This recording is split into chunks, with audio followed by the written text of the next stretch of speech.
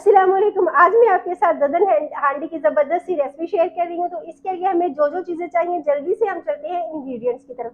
सबसे पहले मुझे चाहिए होगा बीफ। यहाँ पे 1 किलो के करीब मैंने बीफ लिया है। हड्डी के साथ हम बीफ को इस्तेमाल करेंगे। और उसके बाद मैं यहाँ पे डालूंगी सरसों का तेल, तकरीबन 2 टेबल स्पून मैं इसके अंदर डालूंगी। सरसों का तेल जब भी इस्तेमाल करें इसकी एक स्ट्रॉन्ग सी स्मेल होती है, तो उसको खत्म करने के लिए क्या है, ऑयल को सबसे पहले पका लें। जब अच्छे से बॉयल आ जाए उसके अंदर, तो उसके लहसुन का एक जवा उसके अंदर डाल दें। जब वो जल जाए तो फिर उसके बाद उसे उतार लें। तो वो जो है फिर उसमें से स्ट्रॉन्ग सी स्मेल जो है वो नहीं आ रही होती, जो कि सरसों के तेल में आती है। इसके साथ ही मैं यहाँ पे इस्तेमाल करूंगी लहसुन का पेस्ट। तकरीबन मेरे पास है ये 2 टेबल स्पून के करीब। 2 टेबल स्पून लहसुन का पेस्ट डाल दिया। उसके बाद नमक डालना है हमने इसके अंदर 1 टेबल स्पून। नमक आप अपनी मर्जी के हिसाब से इसमें डाल सकते हैं।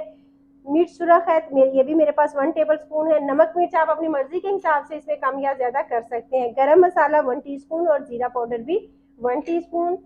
और खुश्क धनिया का पाउडर है मेरे पास, ये है तकरीबन मेरे पास 1 टेबल स्पून। और हल्दी लेंगे हम 1 टीस्पून। ये सारी चीजें मैंने डाल दी। साबुत मसाला जात डालूंगी उससे पहले मैं इसे अच्छी तरह से मिक्स कर लेती हूँ। एक मेरे पास लहसुन है, इसमें थोड़ा सा इधर से मैंने उतार लिया, तो ये मैं इसके अंदर डाल दूंगी।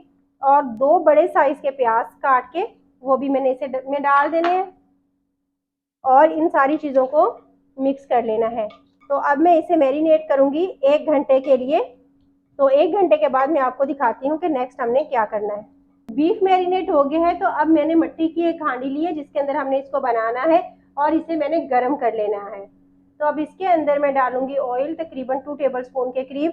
वही सरसों का ऑयल जो बचा हुआ था, 2 मैंने पहले डाला था और 2 टेबल स्पून ही मैंने यहाँ पे बाद में डाल दिया।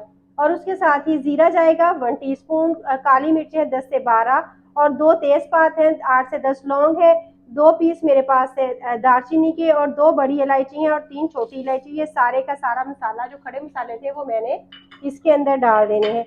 ये डालने के बाद ही जो हमने मैरिनेट किया था बीफ को, हमने वो सारे का सारा इसके अंदर डाल देना है। ये डाला और उसके बाद मैंने इसके अंदर डाल देना है पानी 1 गिलास। 1 गिलास पानी डालने के बाद अब हमने इसको कर देना है कवर।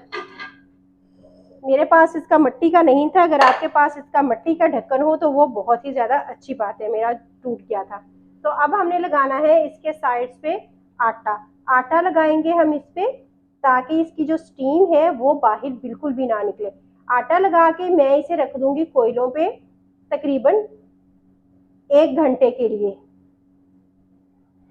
इसी तरह से सारी साइड्स पे हम आटा लगा लेंगे। आटा लगाने का मकसद सिर्फ ये है कि हमारी जो स्टीम है ना इसकी, वो बाहर ना निकले, ये अपनी ही स्टीम के अंदर बने। बहुत ज़बरदस्त सी रेसिपी है, आप इसे बनाएंगे तो बहुत मज़ा आएगा आपको। और इसका सबसे बड़ी बात यह है कि आपको इसके पास खड़ा नहीं होना पड़ता। आप इसे एक दफ़ा से इस तरह से करें और 1 घंटे के लिए बेफिक्र हो जाए। ये हो गया है, तो अब मैं इसे रखती हूँ कोयलों के ऊपर। अब मैं इसे कोयलों पे रख दिया है, तो 1 घंटे के बाद मैं आपको दिखाती हूँ कि हम नेक्स्ट इसकी क्या कंडीशन है। इसे 1 घंटा हो गया, तो अब हम चेक करते हैं। तो सबसे पहले हमने किसी चीज़ से आटा उतारना है। अब आटा हमने बहुत ध्यान से उतारना है, ऐसा ना हो, क्योंकि जब हम आटा उतारेंगे ना, ये देखेंगे स्टीम निकल रही है, अगर ज़रा से भी हाथ पे लगी ना तो हाथ जल जाएगा। इसलिए हमने इसे आटे को ध्यान से उतारना है।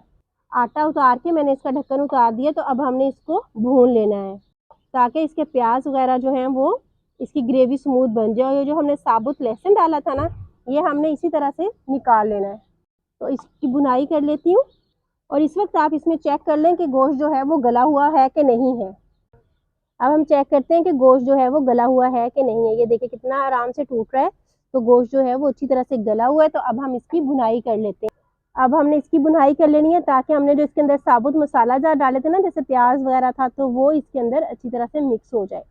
ग्रेवी बनाएंगे तकरीबन 1 मिनट के लिए मैं इसे भून लूँगी। पानी तो इसमें ज़्यादा है नहीं, क्योंकि हमने पानी इसमें ज़्यादा नहीं डाला था। इतनी देर में ऑयल भी सरफेस पे आ जाएगा, तो हमारा जो है बीफ वो रेडी हो जाएगा। बीफ हमारा रेडी हो चुका है। तो अगर आज की ज़बरदस्त सी रेसिपी आपको अच्छी लगी हो तो इसे लाइक कीजिएगा। चैनल पर न्यू है तो इसे ज़रूर सब्सक्राइब कीजिएगा। आज की रेसिपी आपको कैसी लगी मुझे कमेंट सेक्शन में ज़रूर बताइएगा। और अपना रखिएगा बहुत सारा ख्याल। अल्लाह हाफिज़।